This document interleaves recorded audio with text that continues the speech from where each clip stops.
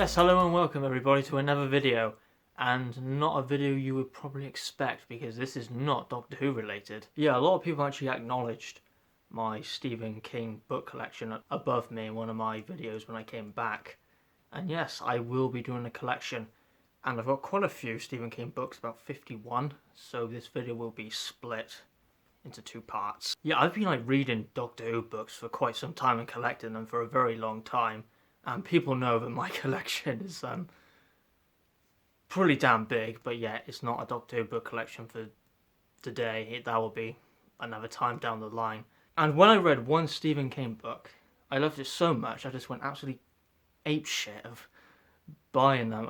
Read one of them, which was Misery. I said, yeah, I love it, and now I'm just going to buy a ton of them now. I bought a massive bundle off eBay for 30 quid for 30 hardbacks. That was a pretty good deal if you ask me, and the other ones have just been finding bargains for £1.50, 5 quid on eBay. So yeah, even though I do have a lot, I haven't read a lot of them. So yeah, without no further ado, let's begin the book collection. Again, I want to hit 30 minutes on this one, and then part 2 will be 30 minutes or something like that. That's what I'm hopefully going for.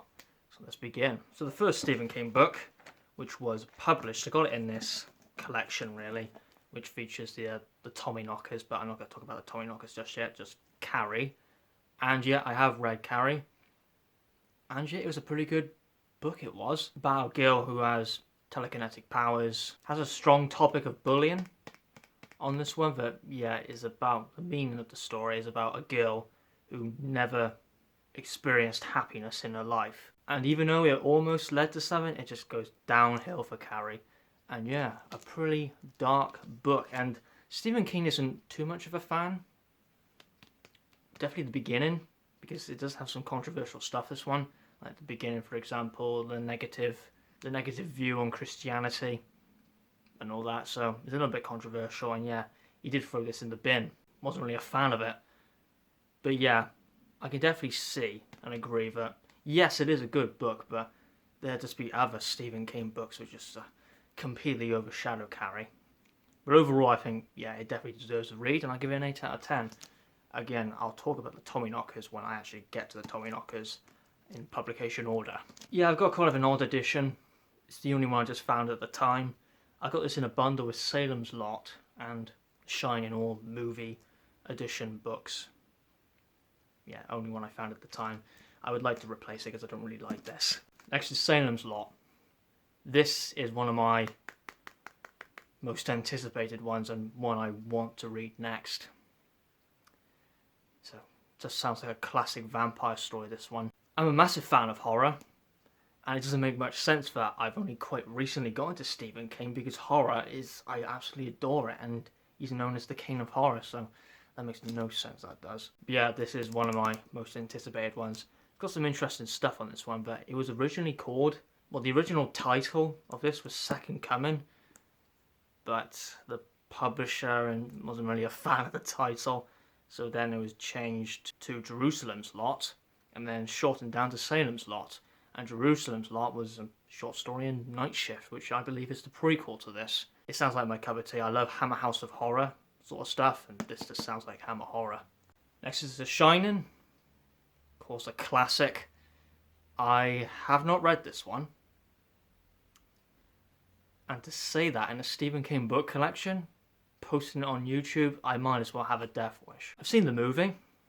That's probably not good enough for you. I have to read the book. Yeah, I hear, but the book's a million times better, and the movie isn't very strong to the book. First short story collection, Night Shift, and I've got a nice edition where it shows Children of the Corn. A brilliant original movie. But we won't talk about the remastered 2009 movie, I think it was. I think that's when it came out. Ugh. Yeah, here are all the short stories. Again, Jerusalem's Lot, which is the prequel to Salem's Lot. Some of these were made into movies. Tracks. I do not really like Maximum Overdrive. I find it a very stupid movie, I do. I'm just going to say this now, that the Tracks, when they were just going around the petrol station, what the trucks wanted was diesel. But yet they were wasting diesel by going round the station all the time. It feels nonsensical and it feels like a massive plot hole in itself. It does a little bit to me. Bit of a stupid movie, I think. And The Lawnmower Man. I watched that movie and it's terrible. But Children of the Corn, yeah, that's a good old classic. And how many movies have been made of that? Next is Firestarter. Now, about Stephen King, you know, he's named the king of horror, but he doesn't just do horror. It's anything from sci-fi, fantasy, adventure, romance, crime, like the Bill Hodges trilogy, which I don't have and I want to have it. Be a Firestarter. I do like the sound of this one. Features two people who have like powers. The little girl, I can't remember her name, has pyrokinesis. Can't remember what the guy has, but yeah, they have like powers. So something like Carrie, for example. And this government called the Shop are hunting them down. Sounds very good. Gotta give it a shot. Doesn't sound like horror, but it just sounds very good to me. So I'm fascinated in this one. Next is Cujo. One I don't think I would like to read. No, actually, funny story, fun fact about this. Stephen King does not remember writing this one because, yeah, he was intoxicated while writing it, so he can't really remember it, but Stephen King likes Cujo. This one's rather mixed with people. The fact that I don't want to read it is because I'm a massive dog lover, so I might not be able to take the material very well, and I haven't watched the movie. And I know the end differently, but I don't know how they end, actually. I know they're just different. Very loving animal. Sounds like a very realistic horror novel. But it does have this supernatural element to it as well, which I know of, which is insinuated that it's connected to the Dead Zone. It's not really confirmed, but just hinted at. Which is another Castle Rock book. This is the second one. And it actually features a character from the Dead Zone in a Cujo. But yeah, I've watched the Dead Zone. I think it's a pretty good movie. But I don't own the book. Next is Pet Sematary. This interests me a lot. Apparently, it's Stephen King's most scariest book. It's the fact that he didn't want to publish it because he was thinking, material's a bit too strong and it scared his son. So that sounds like my bread and butter, that does. It deals with the concept of death. It does. That losing anyone, loved ones, anything, even animals, it's terrible. It deals on the concept of bringing them back to life, but they're not back how you want them to be. They're completely different, and not how you would want them to be, or how you've known them all your life. So I think this one will be a fantastic read because I just love the idea and the concept to it. This is one of my highest ones again to read with Salem's Lot. Again, I'm a bit unsure which one to read next with Salem's Lot or Pet Sematary. I might just put in a randomizer, just flip a coin or something. Next is Christine. Watched the movie. I quite like it actually. And another fun fact, I believe the movie came out before the book. There's a Plymouth Fury, lovely car. Not really a well-known car back in the day in its early development or early history in the 50s. But yeah, thanks to the book and the movie, I think it's a very recognisable car now. Yeah, it's about a haunted car. So similar to trucks, but you know, this is better. Well, from the movie, I would say yeah, definitely. See how it goes down in the book. Next, we have our first Richard Bachman, which is Stephen King's pseudonym. This is Finner. Sounds pretty dark, if I'm honest. About a person who gets cursed, and day by day he gets thinner, and he's worried that it's going to come to a point. And yeah, it's coming to a point where it's slowly killing him because he's just getting thinner and thinner, day by day, and he can't stop it. Again, it sounds very Hammer horror to me. There's a show called Hammer House of Horror, which I just absolutely adore. And it sounds like a very Hammer House of Horror sort of story to me. Again, some people say it's not the best. And it's a little bit slow. Or just not one of his best. But still a pretty good story. But I like the sound of it. I really do like the sound of it. Again, it sounds hammer horror to me. Another short story collection actually features a novella in this one as well, Skeleton Crew. It features The Mist. Watch the movie. Completely different endings though. And here are all the short stories. Again, I love short story collections. They're some of my favourite things to read, actually. I think the Raft is in this one, if I'm correct. Yeah, the Raft's in this one. Yeah, I watched it on Creepshow 2. I think it was really poorly acted, though, but I was surprised there, but creepy story, though. Creepy little story. I think it'd go better down in the book. Next, I had a real hard time finding this. The Bachman books. Because it has a copy of Rage in it, and Rage had some controversy around it, and Stephen King wanted to pull it out.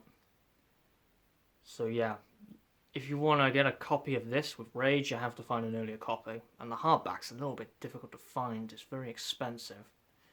It's the most money I've actually spent on a Stephen King hardback, £15, and I think that's a pretty good price for this. Yeah, it features 4 stories, being Rage, The Long Walk, Roadwork, and The Running Man. I love the sound of The Long Walk. Absolutely, about a competition where people have to do a 450-mile marathon for this ultimate sports competition. And they have to consistently walk. Well, it's a consistent speed of 4 miles an hour. But if you go under that, you get a warning.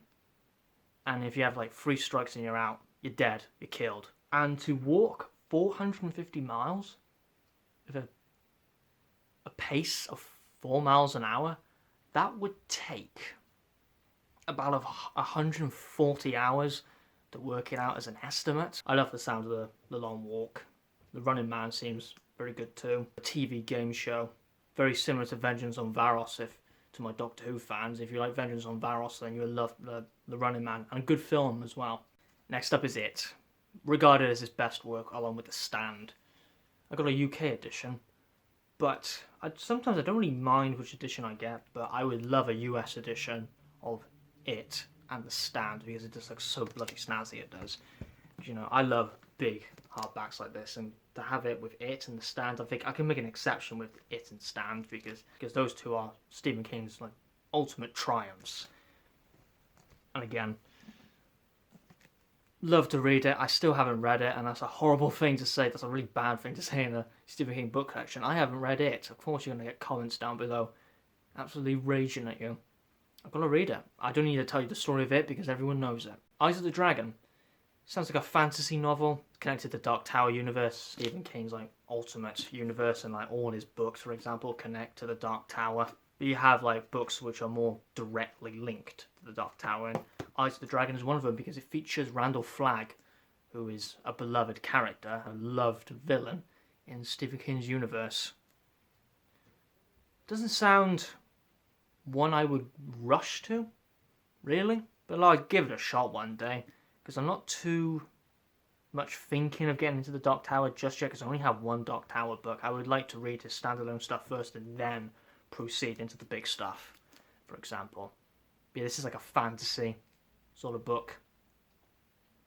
And Stephen King wrote this for his daughter. Next is Misery, and yeah, read this one. First Stephen King book, and I just absolutely adored it. And look at that as well. Favourite picture of Stephen King right there. It's just amazing, it is. Everyone has to read this. Movie's great, seen it countless of times, even though it's been a while though.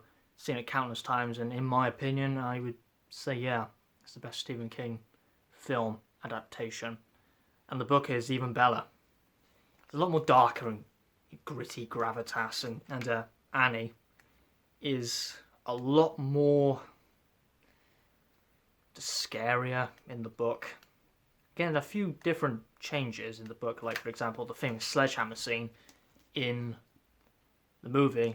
Originally it was an axe, but it was changed because they thought it was a bit too dark. This book is so well done, and I can talk about it for ages. That's why I'm actually going to be reviewing it in the future, because it's just that bloody good. And the amount of depth it actually has in this book, I really want to talk about it. So I will review it. I must. I adore the book. It's one of my favourite books that I've ever read. And I knew it would be anyway, because this Misery is one of my favourite films of all time. One of my favourite horror films.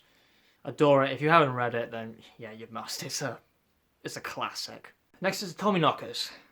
Nola liked this one. Well, actually splits the crowd, really, because some people do appreciate it, but it's not one of his highly regarded ones. Like if you talk about Misery, for example, or The Stand, then this one has nothing on those books. But I don't really like the sound of this one, if I'm honest. More of an alien sort of story. Yeah, I don't like the sound of this one. Nice cover though, UK edition. It's a lot better than the US. It's a little bit boring, the US cover, but quite like this. Very creepy. But yeah, some people say that it starts out very good and very interesting and just moves at a very fast pace, but when it gets to like this chunk, people just can't stand it.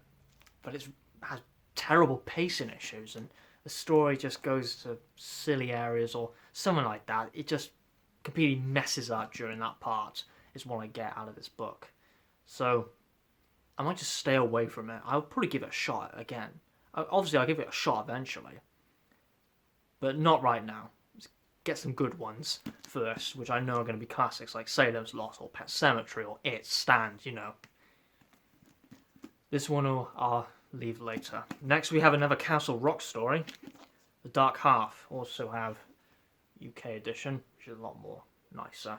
This one actually has a skull, if you can tell. Right by there. Sounds interesting. About a person who develops two personalities and his pseudonym comes alive. That's when Stephen King was found out to be Richard Bachman. I see a lot of people rank it actually in their top 10, but sometimes people rank it as really an honourable mention, really. Sounds good though. Next is The Stand. I've got it in this rather bog standard edition. Again, I would love the US edition.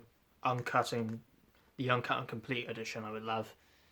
It sounds like my cup of tea, because I love apocalyptic stories, because I'm a massive fan of the Fallout series. I love the Survivor series by Big Finish. So this should be my cup of tea, with a flu virus which just completely annihilates the world and 99% of the population is killed off. So that's how it starts out. So I love that sort of stuff, I do. And then yeah, I would say it deals with religion, good versus evil, and all that sort of stuff. And then the ultimate stand at the end of good versus evil. And Randall Flagg is in this one as well. Again, I love those sort of stories, so this one should be good. Again, I don't really like this edition, because I can make an exception with it and The Stand. I would like to have the US edition, because they look far more nicer. So that's The Stand. Again, one I would love to read. Again, some people are intimidated by reading, and especially Stephen King, because, you know, his books are really thick. But I would say, you know, give them a shot and start with something like short story collections. It's definitely the way to go. And Misery as well, that's where I started. Not because it's a thin book, because that doesn't intimidate me, but that's the one I knew for a fact I would just get hooked on Stephen King, because I love Misery so much. So yeah, I would say something like Misery or short story collection is a perfect way to start. Next is 4 Past Midnight. Collection of novellas, this one. Features The Langoliers, Secret Window, Secret Garden, The Library Policeman, and The Sundog. Now, I know there isn't a connection with The Sundog with another book, but I don't think I should mention it. No, I won't mention it. You can probably work it out anyway. But The Langoliers. Seen the movie, and I just love to hate it. Love to hate it. God, it's a real experience. Yeah, I'm not sure how the book will handle up. I've got so many problems with The Langoliers. I just love to hate it. I do. Love to hate it. But yeah, the other ones sound pretty good. But The Langoliers, I'm not sure how the book will go down, really. So yeah, that's 4 Past Midnight. Next, one of my most anticipated ones, but I don't want to read it because it feels like to me that I need to read other books before I get to it, and it's Needful Things. I might be wrong because I'm not an expert Stephen King at all. Because I've only recently started looking into his books. I've been a fan of his movies for ages, but his books, I don't know why it took me this long to get into them. It feels like to me that it brings up a lot of stuff in the Dark Half and then Stand By Me, The Body, in different seasons, I do believe. And I would like to read those stories first before going into Needful Things. Just, it feels like that's the best way of going into Needful Things. I love the sound of this one, where a person sets up shop, and this shop, it can give you your greatest desires, if it's a physical object or something even supernatural. I love the sound of that. It deals with the idea of what people would do and how far they would go to get what they want. So I love that idea.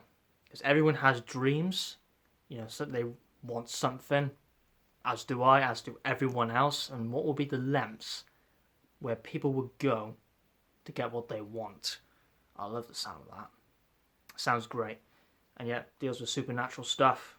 Something with the devil, I do believe. I'm not sure that's true. I'm only just thinking on the top of my head there.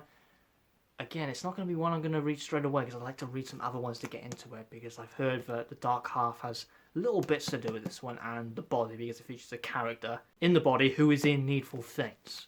So I would like to read those two first before going to this one. Yeah, there's something about Needful Things where I just seriously love the idea of it. Also the part, which I didn't talk about, is that when you go to Needful Things, the shopkeeper asks for a favour, and it has really dark repercussions. That's where I go into the idea. That's where it goes into the idea of what would the lengths be to get something that you want and desire. Like, for example, does someone else have to suffer badly to get what you want? You have to kill your loved ones. You have to commit murder. Things like that. Deals with human greed. Selfishness, it does, the book. Do two more because they're both actually connected, and they actually run concurrent, they do. I might as well show them together, actually. Geralds Game and Dolores Claiborne, both quite linked to each other, these ones. Yeah, Geralds Game, there is a man and a girl go up to this cottage in the middle of the woods, I think, or the middle of nowhere, and they play this sex game, but the guy has a heart attack, and now the woman is trapped, handcuffed to the bed, and has this supernatural thing going on that there's something outside and whatnot. And only features one character, and these flashbacks which are connected to Dolores Claiborne. This one, some people don't like it. Some people find it very disturbing as well. But some people do like it, so have to see where it goes. And Dolores Claiborne, it goes on forever. And what I mean by that, it has no chapter breaks or chapter points. It is going and going and going and going and going. It works a lot like an interview. I've never seen the movie, and I don't know what it's about, actually, so I'm going into this completely blind. And yeah, there's also a Netflix movie of this as well, but I haven't watched it. Yeah, both of these are very thin books. This one's about 200 pages or something. Yeah, just over 200 pages in this one. I think it just goes to 300 pages. The text is very small though, but yeah, like 342 pages. Not that long at all. So yes, we're gonna cut it there because I think the video is getting a bit too long.